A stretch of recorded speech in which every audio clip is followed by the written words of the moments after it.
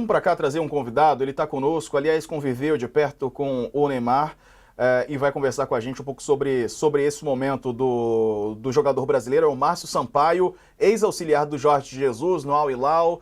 Márcio, obrigado por ter reservado um espaço na sua agenda aí em Portugal para nos atender. Boa noite para você aí. Nos conte como é que foi trabalhar de perto com o Neymar, o que ele apresentou, pôde apresentar, né, diante de tantas lesões no Al Hilal. Como é que foi essa experiência? Uma boa noite para você, bem-vindo. Obrigado pela participação aqui conosco.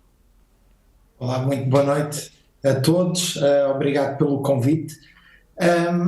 Bom, relativamente ao Neymar, realmente o Neymar connosco teve muito pouco tempo, porque infelizmente teve a lesão e eu recordo-me que o Neymar quando chegou, passado duas semanas, 3 semanas foi para a seleção, depois regressou outra vez, depois foi novamente para a seleção porque o ano passado houve compromissos de seleção quase todos os meses. E então o Neymar acabou por ter esse problema que infelizmente para ele e para o Al Hilal foi bastante duro da lesão.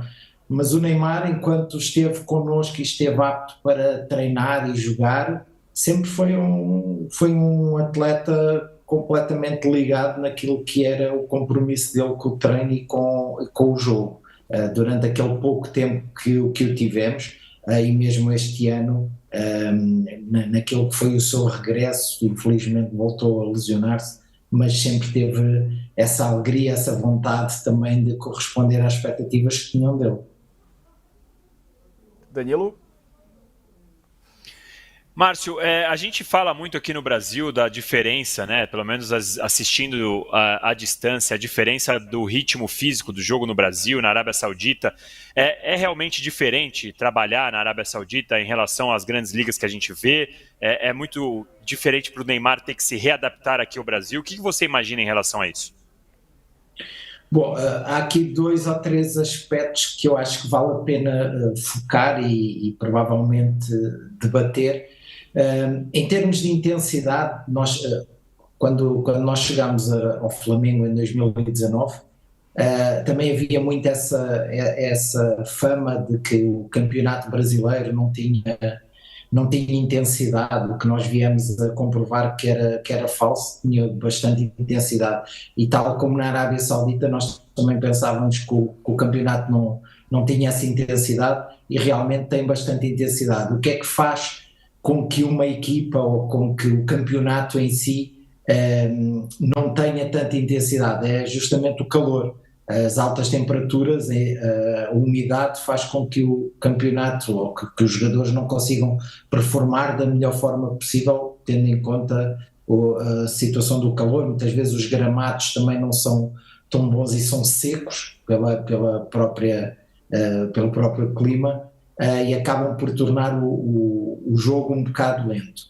Na Arábia Saudita, os jogos acabavam por ser ao final do dia ou à noite, justamente para diminuir essa pressão do calor. Vale a pena relembrar que o Al Hilal joga num estádio fechado, completamente fechado, é como se fosse um indoor, um campo de futebol indoor. Portanto, essa questão da temperatura não se coloca no estádio onde joga o Al Hilal, porque a temperatura até é climatizada, portanto aí não se coloca. Nos outros estádios, os jogos por vezes são às 10 da noite, são às 9 da noite, para que diminua bastante essa perspectiva do calor, e então o jogo tem uma superioridade grande em termos de intensidade.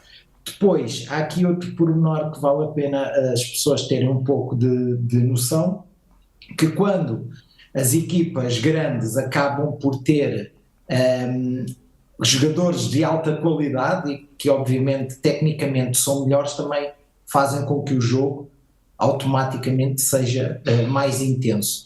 E as outras equipas, quando jogam contra uma equipa grande, é assim no Brasil, é assim em Portugal, é em todos os campeonatos do mundo, tendem em superiorizar-se e tendem em jogar muito mais que aquilo que jogam normalmente com equipas das suas capacidades, querem mostrar sempre algo mais. Perdão. E isso faz com que realmente o jogo às vezes seja partido e seja com uma intensidade bastante alta. E era isso que acontecia na Arábia Saudita, ao contrário do que as pessoas pensavam, e obviamente nós tendo acesso a dados de carga externa, como são os GPS, que medem deslocamentos e que nos ajudam de alguma forma a perceber esse tipo de intensidades, nós conseguimos perceber que realmente o jogo tem alguma intensidade. Obviamente que depois havia aqui a questão das pausas, que parava um pouco o jogo mais para a hidratação, mas no Brasil também tem essa situação, e depois acaba por diminuir um pouco a intensidade de jogo. Mas de resto, e nós tivemos dados de GPS do Neymar no Paris Saint-Germain, podemos compará-los com aquilo que tínhamos na Arábia Saudita. O que importa dizer é que o Neymar também nunca foi um jogador box-to-box, nunca foi um jogador que percorresse grandes distâncias em alta intensidade ou distâncias muito altas em termos de distância total, porque não é esse o estilo de jogo do Neymar. O Neymar é um jogador que se calhar dá mais intensidade com a bola no pé, é um jogador que no último passo coloca intensidade e, portanto, ele também não é um jogador que nós necessitemos de o ter na equipa para correr as distâncias que outros jogadores percorrem, porque não é essa a função dele em campo do ponto de vista tático. Não. Samir. Ô Márcio, uma questão que acho importante a gente analisar sobre o Neymar é a questão tática, né? Posicionamento, você falou até um pouquinho aí no final, ele não é esse jogador do box-to-box, né? O Neymar, a gente já viu ele jogar aberto na esquerda, que foi a grande fase do Neymar, Santos, enfim, Barcelona, no 1 contra 1, quase imbatível, né? Depois a gente viu o Neymar, eu lembro lá na seleção ainda com o Mano Menezes, logo no início, o Mano arriscou o Neymar como falso 9, depois outros treinadores também utilizaram o Neymar como falso 9. Tivemos o Neymar de meia, jogando atrás do centroavante, e aí muita gente reclamou que ele não soltava a bola, que não é a posição para ele. Hoje a gente tem o Neymar já que coleciona algumas lesões, cirurgias, a idade. Qual seria, na sua visão, se você fosse o Márcio Sampaio, técnico do Santos hoje? Onde você utilizaria o Neymar em campo, Márcio? Bom, é preciso também entender e ver até no mundo do futebol de uma forma global que todos os jogadores que de alguma forma em algum momento da sua vida foram jogadores a jogar nas alas e que eram rápidos, cada vez mais se posicionam mais no meio, mais junto da área, justamente porque também à medida que a idade vai avançando vão perdendo algumas capacidades, nomeadamente no 1 contra 1. Eu costumo dizer que o Neymar é daquele tipo de jogadores que dentro de uma cabine telefónica, em Inglaterra, aquelas cabines vermelhas, com 10 pessoas lá dentro, o Neymar consegue sair lá dentro com a bola. Porque efetivamente eu vi o Neymar a fazer coisas no treino que eu não vi outro jogador fazer. Ele tecnicamente é um jogador acima da média, é um jogador completamente diferente dos outros, e por isso é que ele também tem o estatuto que tem, porque realmente ele é diferente dos outros. Do ponto de vista tático, eu vejo, e era assim que nós utilizávamos o Neymar no Al Hilal, num sistema de 4-2-3-1, o Neymar era o jogador que jogava um pouco mais atrás do avançado, ou do centroavante, como vocês chamam, que é o jogador de ligação, que é o jogador do último passe, que é o jogador que pode desequilibrar e pode ganhar muitas faltas ali à entrada da área, é um jogador de tabela, é um jogador do último passe, colocar a bola junto de cara para o goleiro, e na minha opinião é aí onde ele pode render mais, porque o Neymar, isto tem que ser dito, o Neymar neste momento não tem a capacidade, mas não tem a capacidade porque ele não quer, não tem a capacidade porque o tempo foi fazendo com que ele não a tivesse, porque depois de uma lesão grave como ele teve, e isto não há que negar, ele não é o mesmo jogador, ele vai ter que se reinventar como jogador, até do ponto de vista técnico não, porque técnico essa técnica está lá, mas do ponto de vista tático ele tem que se reinventar para procurar espaços para poder jogar, porque também é verdade que toda a gente que joga contra o Neymar sabe que não pode dar espaço, portanto o Neymar vai ser sempre um jogador muito marcado e muito massacrado pelas faltas dos adversários, mas eu vi o Neymar a jogar ali muito próximo do centroavante, um jogador de ligação, um jogador que possa fazer o jogo correr, muito mais do que aquele jogar um pouco mais na posição de meia ou nas alas. Eu acho que ele pode ser o jogador de ligação entre o setor de meio campo e o setor atacante. Perfeito. Ô Márcio, continua com a gente vai fazer um intervalo aqui para quem está assistindo pela TV ou pelo Wallplay, intervalo de 2 minutos, na volta mais da apresentação do Neymar. A gente vê agora imagens da Vila Belmiro, MC Bin está cantando na Vila Belmiro, a expectativa é para que o Neymar chegue a qualquer momento, ele já está ali na região, a gente viu agora há pouco o momento em que ele descia do helicóptero, tá aí a camisa, vou ali, mas volto, e ele está voltando, portanto, ao Santos, agora nessa tarde e noite de sexta-feira. Intervalo, a gente volta no instante só, até já. Seguimos ao vivo aqui para o YouTube e eu quero te falar sobre a coroa que apareceu com o Neymar no anúncio, né? Foi a mesma usada pelo Pelé na seleção. A gente tem informações aqui do nosso site, do Lucas Musetti, que a qualquer instante vai conectar aqui para entrar ao vivo conosco. E no vídeo oficial do anúncio, né, o recém-chegado à Vila Belmiro responde a Pelé sobre usar a camisa 10. No trecho, o Neymar diz que vai usar a camisa de Pelé, mas que o trono e a coroa vão continuar sendo seus, porque ele é eterno, se referindo ao Pelé. Uma fonte do Santos disse que a coroa usada no vídeo é a mesma que foi usada por Pelé na despedida do rei do futebol da seleção brasileira. A peça foi cedida pelo Museu Pelé, inaugurado em Santos, homenagem ao ex-jogador em 2014. A equipe do museu foi até a Vila Belmiro acompanhar as gravações que ocorreram durante a madrugada, tomando conta da coroa real. Quando filmagens foram encerradas, a peça foi devolvida ao Museu Pelé. O rei do futebol fez seu último jogo pela seleção brasileira no dia 18 de julho de 1971, um amistoso disputado contra a Iugoslávia no Maracanã, que terminou no empate em 2-2. Rivelino e Gerson fizeram os gols do Brasil, enquanto Jerkovic e Dzajic anotaram os gols da Iugoslávia. Portanto, a apresentação de Neymar rolando nesse momento, várias atrações musicais e uma chuva intensa aí na Vila Belmiro. Danilo, aqui quando a gente está no break para a TV, só para o YouTube, como é que você viu, só 30 segundinhos, o uso do Pelé em inteligência artificial, da voz dele, por exemplo? Eu fiquei muito na dúvida, se na hora eu achei emocionante e tal, mas eu fico muito na dúvida se é bom a gente ficar usando inteligência artificial para ressuscitar, entre aspas, né, as pessoas, para usar a imagem do Pelé, usar a coroa do Pelé. Eu te confesso, Diego, que eu fico meio na dúvida, eu não tenho uma opinião muito formada, mas eu não sei se eu abraço tão fácil essa ideia não, viu, Diego? Muito bom. Vamos voltar aqui reunir nossa audiência para fazer mais perguntas ao Márcio Sampaio. Vamos lá. Estamos de volta. Ô Márcio, como é que era o Neymar no trato mesmo, né? O comportamento do Neymar. A gente sabe que houve alguns episódios durante toda a carreira dele. Como é que foi participar do comando técnico do Neymar no Al Hilal? O comportamento dele também com vocês da comissão técnica? Bom, a verdade é que nós, se pesquisarmos um pouco sobre o Neymar, poucas são as coisas que nós podemos encontrar ou os conflitos que ele possa ter tido com treinadores ou com colegas.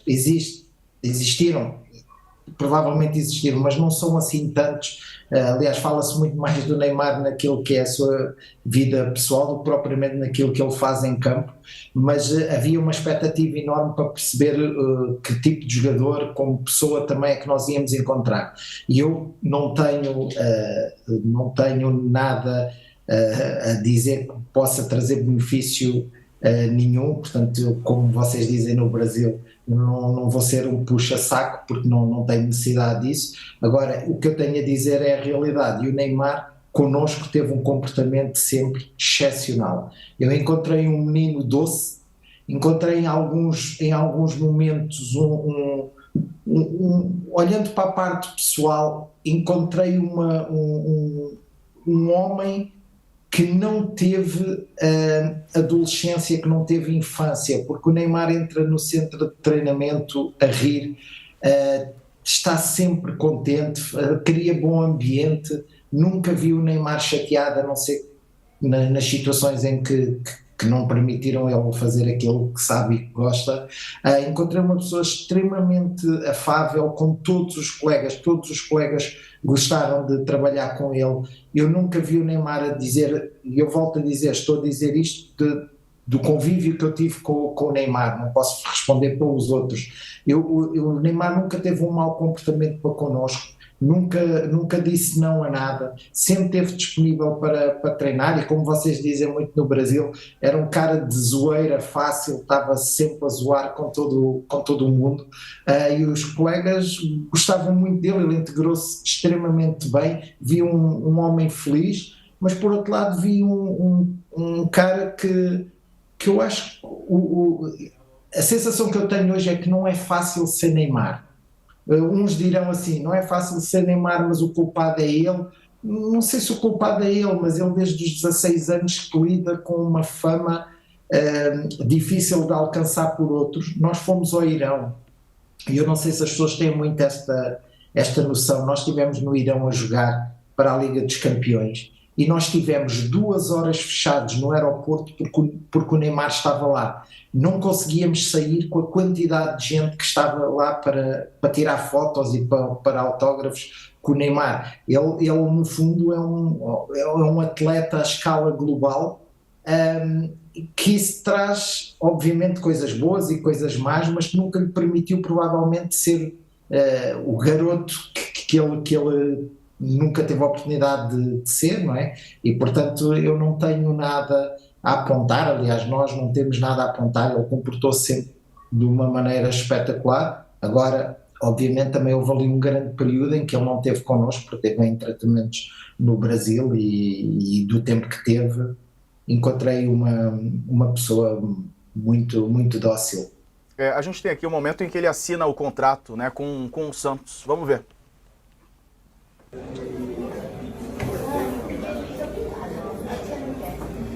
Já? Já, tem certeza? Já! Me dando a cara que não funciona? Não funciona! Pelo amor de Deus! Essa já tá, olha aqui. Vai.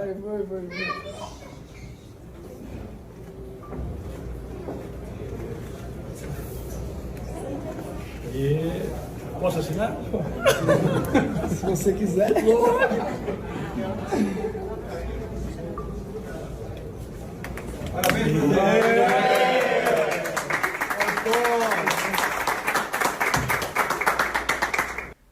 O Marcelo Teixeira gosta de brincar, né? O Samir, a gente viu aí nessa imagem de novo ali, que foi com a caneta e tal, depois posso assinar e tal. Uma figura interessante do futebol brasileiro, né? E um dos grandes responsáveis pelo Neymar ter feito a história dele no Santos, né?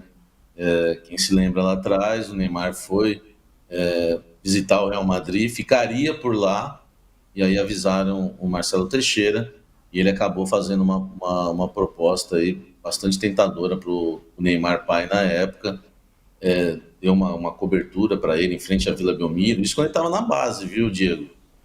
Uma cobertura que vários jogadores do Santos moraram lá. Eu mesmo entrevistei o Neymar lá já, entrevistei o Ganso, depois foi morar nessa mesma cobertura. Fez um baita contrato, né? Vendeu uma porcentagem para a DIS, foi necessário na época, deu uma parte para o pai do Neymar. Enfim, muita gente até criticou. O Marcelo Teixeira estava completando uma década, né, como presidente do clube, a oposição batia forte. Muita gente criticou o Marcelo e usava isso contra ele, mas depois o tempo mostrou ele estava certo, porque o Messi, por exemplo, o Messi fez a base no Barcelona, o Neymar poderia ter sido uma espécie de Messi, ter feito a base dele no Real Madrid e feito a carreira dele no Real Madrid, mas o Marcelo Teixeira evitou isso na época. Tem os seus erros, tem acertos, mas eu acho que no caso do Neymar, ele é o principal responsável pelo Neymar, né, ter passado pelo Santos e criado essa identidade com o Santos a ponto de voltar ao clube hoje. E aí, Danilo? Não, é o que eu falei, né? A gente vê a felicidade em todo mundo, né? Do Marcelo, dos torcedores e tal, a chuva que tá caindo lá na Vila e tem gente assistindo aos shows, o pessoal que tá cantando não tá nem aí pra chuva. o Neymar ele está mudando, ele muda o ambiente em que ele está, isso é fato. E a gente estava ouvindo o relato agora da passagem dele lá no Al Hilal e de como ele era brincalhão, e eu já convivi em algumas coberturas vendo o Neymar na seleção brasileira. Ele é realmente um líder de vestiário, apesar da juventude relativa ali, né? Ele era líder num vestiário que tinha Thiago Silva, que tinha Daniel Alves, e que eram jogadores muito mais experientes e mais rodados, e mesmo assim ele exercia um papel de liderança. Então é uma volta que eu realmente torço para que dê certo. Eu tenho a minha dúvida apenas por conta das últimas dificuldades que ele teve no aspecto físico e desses pontos que a gente já falou no começo do programa, né? De como ele vai focar, como vai ser a recuperação dele. Quando ele teve as lesões lá no Al Hilal, ele veio para o Brasil se recuperar. Não sei se era a maneira mais adequada, enfim. Vamos ver, e eu realmente fico na torcida para que dê certo, porque é bom pro futebol brasileiro e seria bom para a seleção brasileira se ele voltasse a jogar o que ele sabe. Ô Márcio, para a gente encerrar aqui, se você pudesse dar um conselho para o Neymar como treinador, pessoa que já foi ali auxiliar técnico do Neymar, que conselho você daria para ele nesse momento de carreira? Eu conselho acho que nesta fase da carreira dele ele não precisa de conselhos. Eu acho que acima de tudo o Neymar precisa de ser feliz, e eu acho que ele é feliz a jogar. Eu acho que ele poderia continuar a ser feliz no Al Hilal se tem a oportunidade de jogar, mas tudo se falou, mas o Neymar apenas não jogava no Al Hilal nesta fase por conta da inscrição do número de estrangeiros que é permitido, e obviamente o Neymar tendo tido uma última lesão em dezembro e tendo os 8 estrangeiros já preenchidos, tornava-se mais difícil para ele entrar na equipa, mas a verdade é que o Neymar precisa de jogar.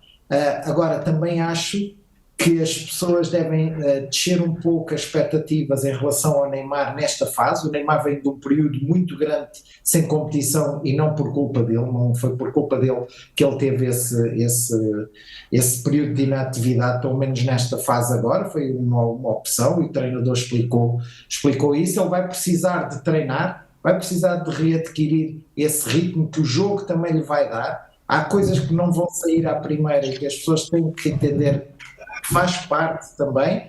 E depois há uma coisa muito, muito importante. Eu acho que as pessoas têm que de uma vez por todas entender: o Neymar é feliz da forma como é. Porque eu vejo muita gente a criticar o Neymar, a dizer que o Neymar podia ter sido 10 bolas de ouro, 5 bolas de ouro. O Neymar convive bem com essa situação. O Neymar tem a vida que quis, tem a vida que quer, tem o estatuto que quer. O Neymar gosta de estar nesta situação em que está, jogando, sendo feliz, não tendo conquistado as bolas que não conquistou. Para ele está tudo bem. Eu acho que a pressão que se coloca no Neymar, obviamente também carrega um país às costas por falta de liderança nestes últimos 14 anos, mas o Neymar precisa de ser feliz, e só vai ser feliz jogando.